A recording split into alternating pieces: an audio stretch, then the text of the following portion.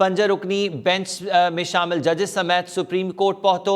Speaker ऐं deputy speaker समेत assembly secretary खे अदालत तलब कियो वियो, पर स्पीकर जी इस्तीफ़ा ऐं बेएतमादी रिथ ते वोटिंग थियण सबब सुप्रीम कोर्ट जा जजिस वापसि हलिया विया। सुप्रीम कोर्ट जा दरवाज़ा रात देर सां खोलराया विया ऐं सुप्रीम कोर्ट जा जजिस सुप्रीम कोर्ट पहुता। इन दौरान यह सूरत हाल गैर वाज़े रही।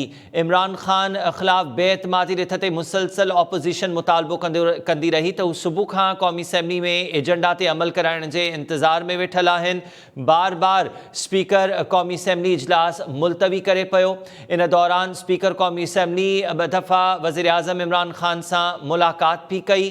स्पीकर क़ौमी असैम्बली जॾहिं वापसि पहुतो त इन दौरान उन परदेही ख़त जो जवाब ॼाणाए। उनजो इहो चवणु हो त हू बेएतमादी रिथ ते वोटिंग नथो कराए सघे। उन इस्तीफ़ा ॾिनी पंहिंजे उहिदे तां ऐं स्पीकर क़ौमी असैम्बली असद कैसर ऐं डिप्टी स्पीकर कासिम सूरी जी इस्तीफ़ा खां पोइ नून लीग अॻवान अयाज़ सादिक इहो इजलास हलायो। बेएतमादी रिथ ते वोटिंग थी, जंहिंखां पोइ सीनियर जजिस बि वापसि हलिया विया।